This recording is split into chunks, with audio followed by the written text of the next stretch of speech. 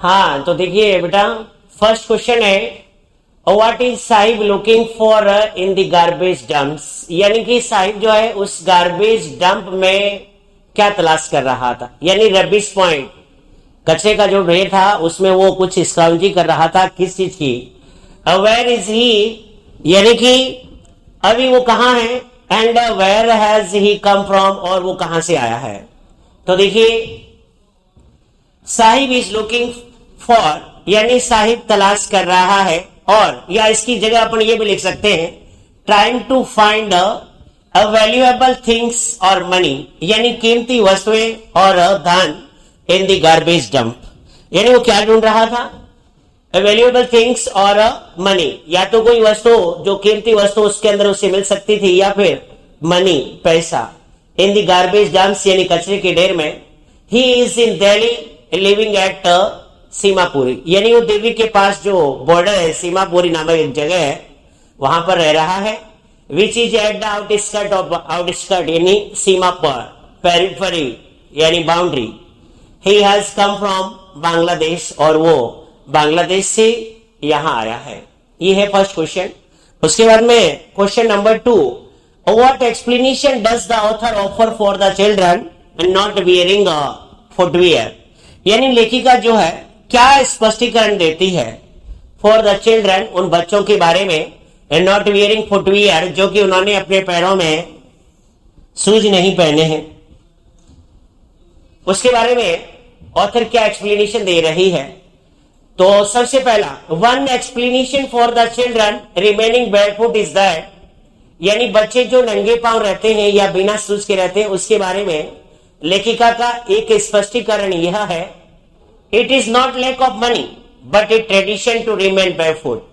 लेखिका कहती है कि आप सोच रहे होंगे कि it is a lack of money, but ऐसा नहीं है। It is not a lack of money but a tradition remaining barefoot, यानी एक परंपरा है उनकी नंगे पांव रहने की। The author feels that this is only an excuse to explain away a continued stage of poverty, यानी लेखिका ये महसूस करती है कि it is only an excuse, यह एक बहाना है उनका, प्रिटेंड है, to explain away continued state of poverty, यानी कि निरंतर गरीबी की स्थिति में रहने का स्पष्टीकरण करना। इस तरीके से ये सेकंड क्वेश्चन कंप्लीट हुआ। और third, is Sahib happy working at the tea stall, explain, क्या साहिब चाय की दुकान पर काम करते हुए खुश है, इसके बारे में स्पष्ट कर रहे हैं। तो according to the author, Saheb is not happy working at the tea stall because he is paid 800 rupees per month and full meal, but he has lost his carefree look and freedom. He is no more oven master. He feels that it is better reign in the hell than serve in the heaven. यानी इसमें ये बताया गया है। तो लेखिका कहती है, I don't think Sahib is happy working at the tea stall, यानी कि मेरे विचार से वह चाय की दुकान पर काम करते हुए खुश नहीं है। दो he has a regular income, हालांकि उसकी नियमित आय होती है वहां पर काम करने से, लेकिन वो खुश नहीं है, क्योंकि अब वहां वो एक स्लेव है उस शॉप ओनर का। Yet his face has lost the carefree look, लेकिन उसके चेहरे पर जो स्वतंत्रता के भाव थे, जो फ्रीडम एक्सप्रेशन थी, वो गायब हो गई है। And he is no longer his own master, और अब वो अपना स्वयं का मालिक नहीं रहा है। एज द ऑथर कमेंट्स, जैसा कि लेखिका इसके ऊपर टिप्पणी करती है। On this basis we can say that, इस आधार पे हम कह सकते हैं कि he is not happy working at the tea stall, कि वो चाय पर काम, दुकान पर काम करते हुए खुश नहीं है। जैसे कि मैंने किसमें एक एग्जाम्पल दिया है कि according to Saheb he thinks that, यानी वो ऐसा सोचता है कि it is better to reign in hell than serve in heaven, यानी कि नरक में शासन करना अच्छा है स्वर्ग में सेवा करने की बजाय। उससे तो वो सोचता है कि नरक में शासन करने का मौका मिल जाए वो भी अच्छा है, क्योंकि स्वर्ग में सेवा कर, स्वर्ग अच्छा है, लेकिन यहाँ सेवा करनी पड़ती है, गुलामी करनी पड़ती है, इसलिए वो नहीं चाहता है कि मैं स्वर्ग में सेवा करूं। उसको अच्छा है कि नरक में शासन करना मिल जाए, वो भी मेरे लिए बेटर है। Next question, page number book का जो फ्लेमिंगो है उसका 20 पेज नंबर का जो क्वेश्चन है, what makes the city of Firozabad famous, यानी फिरोजाबाद शहर जो है वो किस वजह से प्रसिद्ध है। तो the city of Firozabad is famous for its bangles, यानी फिरोजाबाद शहर जो है वो इसके बैंगल के लिए प्रसिद्ध है। Every other family in Firozabad is engaged in making bangles, क्योंकि फिरोजाबाद में हर दूसरे घर का व्यक्ति, हर दूसरे घर के सदस्य चूड़ियां बनाने के काम में बिजी है। इसमें अपन ये भी कह सकते हैं कि फिरोजाबाद जो है सुहाग नगरी के नाम से जाना जाता है, यानी इट इज कॉल्ड सुहाग नगरी। Question 2, mention the hazards of working in the glass bangle industry, यानी ये कांच की चूड़ियां बनाने वाले कारखानों के बारे में, मतलब इसमें काम करते हुए जो उनके सामने खतरे उत्पन्न होते हैं, उन खतरों के बारे में उल्लेख करना है। तो इसमें working in the glass bangle industry, यानी कांच की चूड़ियों के कारखानों में काम करते हुए जो कि वर्क है टीडियस यानी बोरिंग, एंड अनहेल्थी और अरुचिकर, अस्वास्थ्यकर, यानी कि इससे हमारा स्वास्थ्य के ऊपर इल इफेक्ट होता है, बुरा प्रभाव पड़ता है। Most way loss our eye sight, यानी आंखों की रोशनी खो देते हैं। बिफोर बिकमिंग एडल्ट, ये वयस्क बनने से पहले ही। They have to work in the glass furnaces, यानी उन्हें कांच की भट्टियों के पास में काम करना पड़ता है विथ हाई टेम्परेचर, जहां पर तापमान जो है वो बहुत ही तेज होता है। इन डार्क सेल्स, यानी डिंजी सेल्स, कठोर मतलब वो अंधेरी झोंपड़ियां, विदाउट एयर एंड लाइट, जहां न तो हवा होती है न रोशनी होती है। वर्किंग कंटिन्यूसली थ्रू आउट, और वो निरंतर काम करते रहते हैं डे, यानी दिन भर। अंडर सच कंडीशन, यानी इसी स्थिति में दिन भर न वहां रोशनी होती है न हवा आती है। Is too hazards for the health and eye, जो कि इनके शरीर और आंखों के लिए, मतलब उनके स्वास्थ्य के लिए ये खतरनाक होता है ऐसा।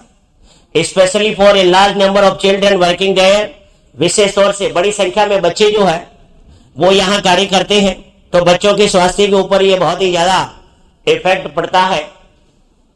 They often loss the brightness of their eyes, और अक्सर वो अपने आंखों की रोशनी जो होती है, ब्राइटनेस यानी चमक, खो देते हैं, यानी रोशनी खो देते हैं। Next question, how is Mukesh attitude to his situation different from that of his family, यानी अपने परिवार के जो परिस्थिति है उसकी, यानी how is Mukesh attitude, attitude का मतलब होता है दृष्टिकोण, नजरिया, to his situation different from that of his family, यानी अपनी स्थिति जो कि वह अपने परिवार से अलग रखता है, इसके बारे में उसका क्या दृष्टिकोण है, उसका क्या नजरिया है, उसके बारे में उसकी क्या ओपिनियन है।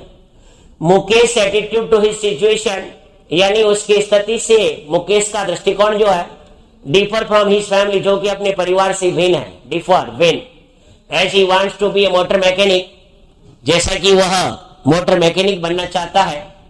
Various his family has spent generation working around furnace, जबकि उसके पूरे परिवार ने, मोस्टली उसके एंसेस्टर्स जो है उन्होंने अपनी पूरी पीढ़ियां बिताई थी इन भट्टियों के आसपास काम करते हुए, जबकि वह सेल्फ डिपेंडेंट बनना चाहता है, आत्मनिर्भर बनना चाहता है। वह नहीं चाहता है कि मैं स्लेवरी करूं। वेल्डिंग ग्लास, उन्होंने कांच को जोड़ते हुए, मेकिंग बैंगल्स और चूड़ियां बनाते हुए अपनी पूरी पीढ़ियां बिताई थी, लेकिन उसका नजरिया अपने परिवार से डिफर है, भिन्न है, अलग है। Next question, understanding the test, question number 1, what could be some of the reasons for the migration of people from village to cities, यानी इसके क्या कारण हो सकते थे कि लोग जो है वो गांवों से शहरों को माइग्रेट करते हैं, यानी शहरों की ओर पलायन करते हैं, इसके क्या कारण हो सकते हैं।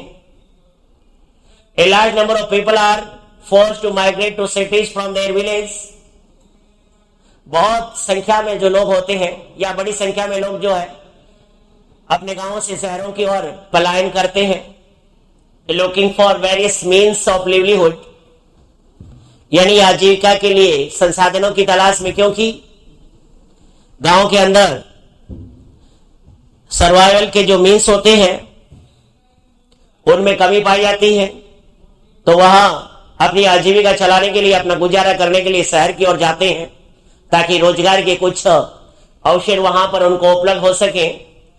The land in the village is limited for the agriculture, क्योंकि आजकल पॉपुलेशन के हिसाब से जो एग्रीकल्चर लैंड होती है गांव के अंदर, कृषि योग्य जो भूमि होती है वो लिमिटेड रह गई है, सीमित रह गई है। व्हेन द फैमिलीज ग्रो, जब परिवार बढ़ते हैं, they are not able to accommodate all the members in their ancestor agriculture profession. इससे क्या होता है, हर सदस्य के लिए वो एकोमोडेशन बनाने के लिए योग्य नहीं हो पाते हैं, आवास बनाने के लिए, क्योंकि कृषि योग्य भूमि जो होती है उसमें अब सबके जो आवासी बन जाएंगे तो कृषि किस पे करेंगे। All the members in their ancestor agriculture profession, यानी अपने परंपरागत कृषि का जो पैसा होता है उसको वो फिर कर नहीं पाते हैं, जो धंधा होता है। As a result of it, इसके परिणाम स्वरूप they go to the cities, वो शहर जाते हैं टू अर्न देयर लाइवलीहुड, अपनी आजीविका कमाने के लिए। Sometimes because of frequent natural calamities, कभी कभी क्या होती है, अचानक नेचुरल कैलामिटीज आ जाती है, जैसे कि अर्थक्वेक आ जाते हैं, फ्लड आ जाती है, फैमिन हो जाता है, और भी कई तरह की कैलामिटी जो होती है उनको इतना इफेक्ट करती है कि उन्हें अपना गांव छोड़ करके शहरों की ओर माइग्रेट करना पड़ता है, जैसे कि natural calamities like storms etcetera. अब ऐसा ही साहिब के परिवार पर हुआ था, विच स्वेप्ट अवे देयर फील्ड, जिसकी वजह से उनके खेत बहा लिए गए थे, एंड होम्स, और घर भी। They are forced to come to big और स्मॉल सिटी, और वे छोटे या बड़े शहरों को आने के लिए बाध्य हो गए थे। However some villages also come to the cities, और कुछ गांव वाले शहरों की ओर आते हैं, being attracted and fascinated by the facilities. कई बार क्या होता है, वो शहरों की फैसिलिटी जो होती है उसके बारे में अट्रैक्ट हो जाते हैं और फैसिनेट हो जाते हैं। Which the city life provides, जैसा कि शहरी जीवन उन्हें जैसे प्रदान करता है, जैसे कि ग्लैमर है और भी लग्जरीज है और अदर फैसिलिटी जो होती है।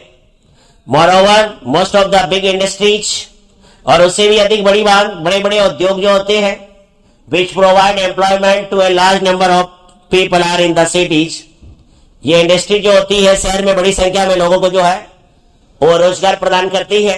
इस वजह से लोग जो है शहरों की ओर प्लान करते हैं ताकि इंडस्ट्रीज में कहीं पर काम करने का कोई साधन मिलेगा उनको।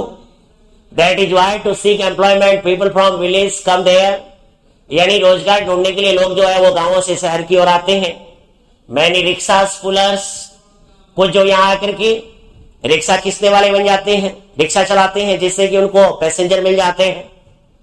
And some auto rickshaws guys also come from village to earn money, वो भी ऑटो रिक्शा वगैरह चलाने वाले वो भी गांव से आते हैं, पैसा कमाने के लिए। कोई और नजर नहीं होता तो वो ऑटो चलाने लग जाते हैं या रिक्शा खींचने लग जाते हैं। Some villagers also start jobs like dairy farming, और कुछ लोग यहाँ आकर के डेयरी फार्मिंग जैसे काम शुरू कर देते हैं।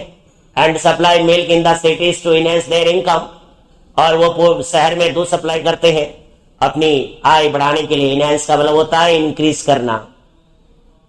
Next question, would you agree that promises made to poor children are rarely kept? क्या आप इस बात से सहमत है कि इन गरीब बच्चों के लिए जो वादे किए गए हैं उनको निभाया जाता है कभी? Why do you think this happens to the incidents narrated in the text? Why do you think this happens? आप ऐसा क्यों सोचते हो कि जब ऐसा होता है इन द इंसिडेंट्स, इन घटनाओं में, नरेटेड इन द टेक्स्ट, जैसा कि इस पार्ट के अंदर इन घटनाओं के बारे में जिक्र किया गया है और जैसा कि उसमें ये प्रॉमिस किया गया था ऑथर के द्वारा साहिब के लिए स्कूल बनाने का, लेकिन वो वादा उसके लिए भी पूरा हुआ नहीं। और अक्सर जो वादे किए जाते हैं वो कभी पूरे होते नहीं है, क्योंकि वादे कभी पूरे करने के लिए किए नहीं जाते हैं। It is generally seen that, सामान्यतः ऐसा देखा जाता है कि promises made to the poor children are most often not kept. इन गरीब बच्चों के लिए जो भी वादे किए जाते हैं, चाहे धनवान लोगों के द्वारा या जो party who came in power जो सत्ता में आ जाती है, या अपोजिशन पार्टीज बड़े बड़े वादे जरूर करते हैं इन गरीबों से, लेकिन कभी इनके वादे पूरे होते हुए देखे नहीं गए हैं। फॉर इंस्टेंस, उदाहरण के लिए, इन दिस लेसन, इस पाठ में the author asked Saheb to go to school. जैसे कि लेखिका साहिब से कहती है स्कूल जाने के बारे में।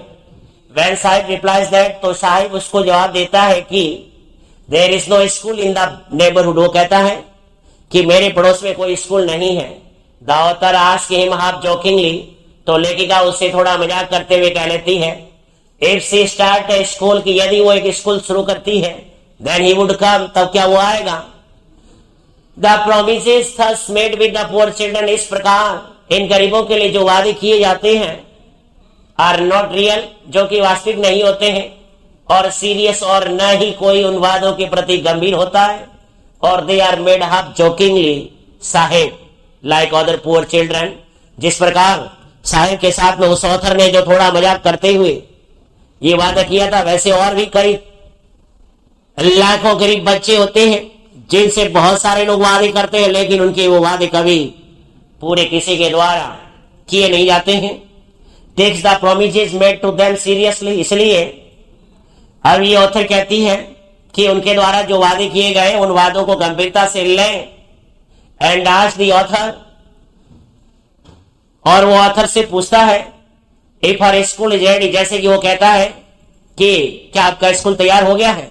That is why the author says that, इसी कारण लेखिका कहती है कि बट प्रोमिसेस लाइक माइन, मेरी तरह के वादे तो है बाउंड, यानी भरे पड़े हैं प्रचुर मात्रा में, in every corner of his bleak world, उसके इस नीरस संसार के हर कोने में ऐसे वादे तो बहुत सारे लोग करते हैं, लेकिन आज तक किसी ने वैसा वादा पूरा किया नहीं था।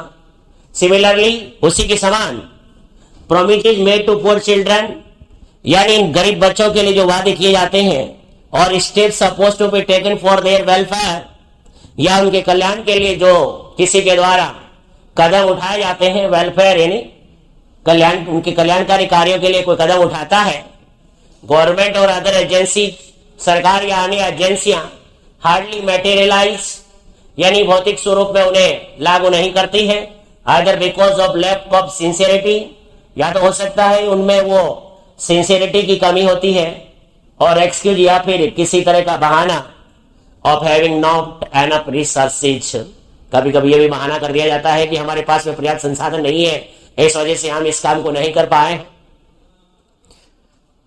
Next question, what forces conspired to keep the workers in the bangle industry of Firozabad in poverty, यानी what forces conspired to keep the workers in bangle industry of Firozabad in poverty, यानी ऐसी वो क्या मतलब उनकी मजबूरी होती है, या ऐसा कौन सा वजह बन जाती है जिसकी वजह से वो फिरोजाबाद में वो बच्चे जो है गरीबी में ही रहने के लिए बाध्य हो जाते हैं, या उनको वो प्रेरित किया जाता है, बाध्य किया जाता है।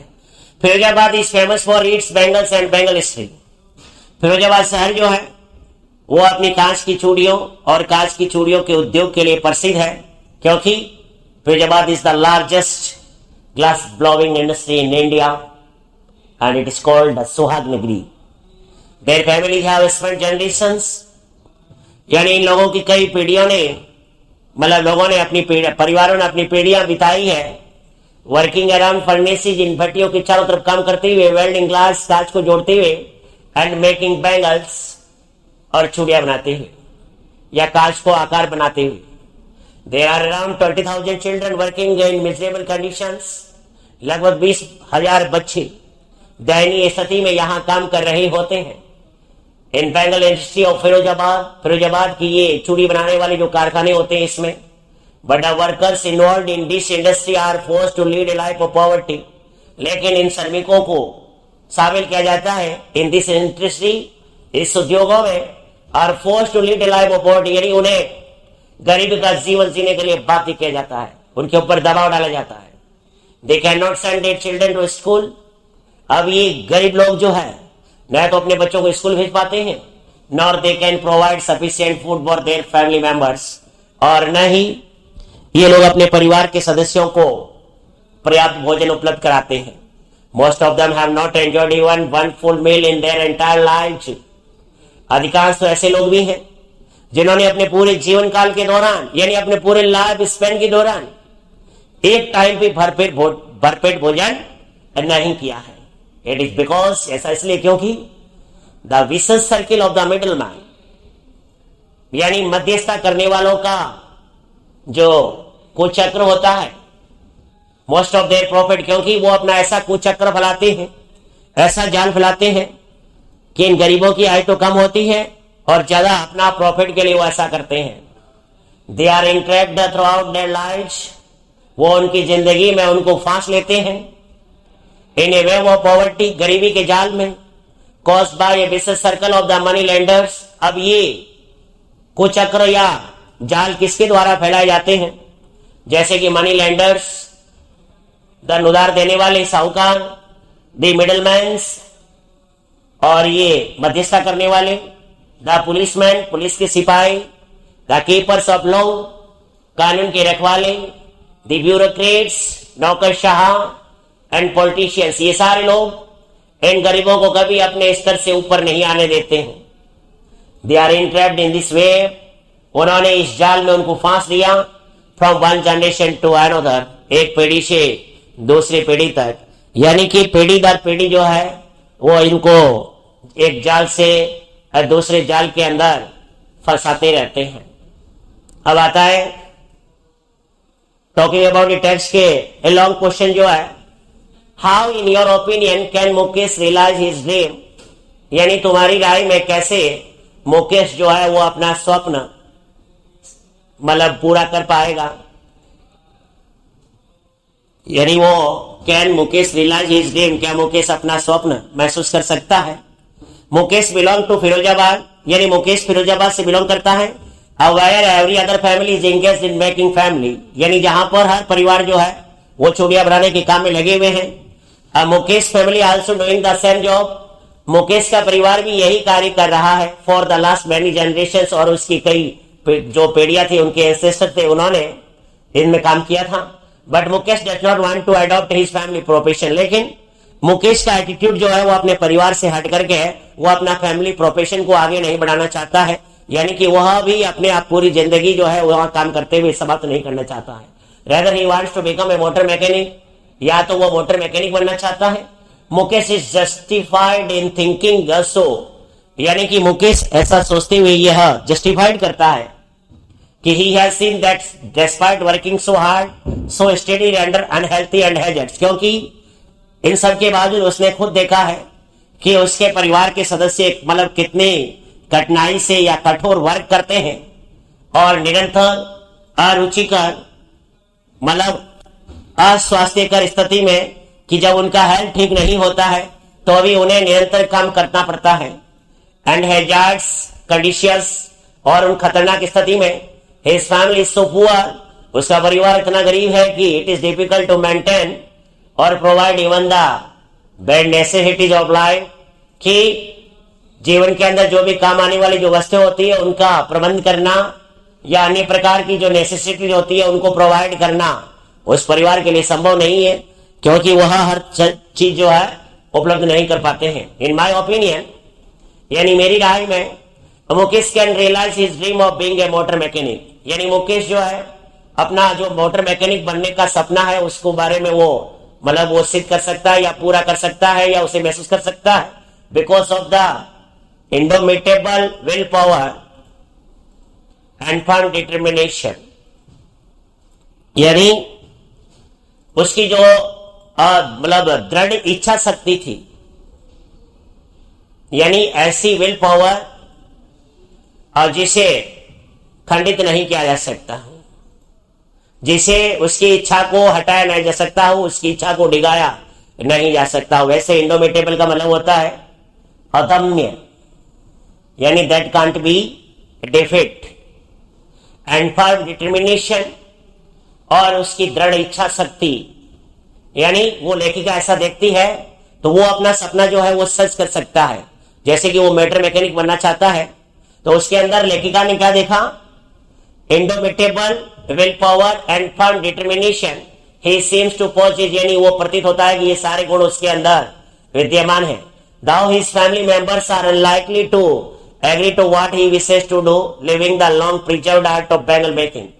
हालांकि उसका परिवार ये चाहता है कि लंबे समय तक उन्होंने अपनी इस कला को प्रिजर्व रखा है, संरक्षित रखा है बैंगल मेकिंग का, और वो भी चाहते हैं कि वो इसी में काम करें। Yet I hope he will be able to overcome the resistance। हालांकि लेखिका कहती है मैं ऐसा करती हूं कि वह उसका विरोध करने में सक्षम हो जाएगा, यानी अपनी जीत पूरी कर लेगा, वो मुझे ऐसा विश्वास है। He has many reasons to convince his family members that वह अपने परिवार के सदस्यों को कई कारण सिद्ध करके बता सकता है कि कन्विंस हिज फैमिली, जिससे कि उसका परिवार उसकी बातों पर सहमत हो जाएगा, आश्वस्त हो जाएगा। That what he wishes to do, यानी जो वो करने की इच्छा रखता है, इज राइट एंड, जो कि सही है, and ultimately beneficial for him and his family, जो कि आखिर में उसके परिवार के लिए और उसके लिए पूर्णतया लाभकारी होगा। बेनिफिशियल यानी प्रॉफिटेबल, बिसाइड्स इकोनॉमिक एडवांटेज यानी आर्थिक लाभों के अलावा, Mukesh can convince his family members, वह इसके अलावा दूसरे तरीके से भी अपने परिवार को यह आश्वासन दे सकता है, आश्वस्त कर सकता है कि the job of A motor mechanic will be a good for his health, कि ये कार्य करना मोटर मैकेनिक का उसके स्वास्थ्य के लिए भी अच्छा होगा। Moreover he would not face the risk of gradually losing eyesight as he would if he becomes a bangle maker. वो कहता है कि जिस प्रकार मैं बैंगल मेकर बन जाऊंगा, चूड़ी बनाने वाला, तो मेरी आंखों की रोशनी चल जाएगी, और यदि मैं मोटर मैकेनिक बनने का कार्य करूंगा, मोटर मैकेनिक बनूंगा, तो मेरी आंखों को रोशनी खोने का भी खतरा मेरे सामने नहीं रहेगा। Next question, mention the hazards of the working in the glass bangle industries. तो इसमें देखिए, it is tedious and unhealthy to do working under unhygienic condition in the glass bangle industry. यानी इसमें लेखिका बता रही है कि ये कांच बनाने वाली चूड़ियों के अंदर इस अस्वास्थ्यकर स्थिति में काम करना, जो कि उबाऊपन है और अस्वास्थ्यकर यानी कि स्वास्थ्य के लिए नुकसानदायक है। They have to work on the furnaces with high temperature. इन श्रमिकों को भट्टियों के आसपास में उच्च तापमान में काम करना पड़ता है। इन डार्क सेल्स, अंधेरी कोठरियों में या जो भी कमरे बने होते हैं उसमें किसी तरह की रोशनी होती नहीं है, ना एयर का कोई साधन होता है। विदाउट एयर एंड लाइट, बिना हवा और रोशनी के। मोreover they have to inhale suspended particles of the material used for making bangles। इसके अलावा उन्हें ये जो चूड़ियां बनाने के लिए छोटे छोटे जो कण होते हैं, कांच के कण जो होते हैं, पार्टिकल्स, कण, वो जो है जब वो श्वसन क्रिया करते हैं, इनहेल करते हैं, तो ये छोटे छोटे कण वो श्वसन क्रिया के दौरान, इनहेलिंग के दौरान वो उसके शरीर में चले जाते हैं। और working with continuous hours through out the day, और वो दिन भर निरंतर काम करते रहते हैं, उनको किसी तरह का कोई रिलैक्सेशन नहीं होता है, कोई रेस्ट नहीं होता है। एंड नाइट, और रात में भी, अंडर सच ड्रेरी कंडीशंस, इस नीरस स्थिति में, is too hazards for the health, जो कि उनके स्वास्थ्य के लिए खतरा है। Specially for the lungs and eyes, विशेष करके हमारे शरीर के अंदर जो फेफड़े होते हैं और आंखों के लिए। A large number of children working there, बड़ी संख्या में या बहुत सारे बच्चे जो है वहां काम करते हैं। Are forced to loss their brightness of childhood even, और वो अपने बचपन की जो चमक होती है, बाल्यावस्था, जो कि लॉस्ट स्प्रिंग माना जाता है, मतलब अपने इस जीवन की स्प्रिंग मानी जाती है, जीवन का बसंत माना जाता है बाल्यावस्था को।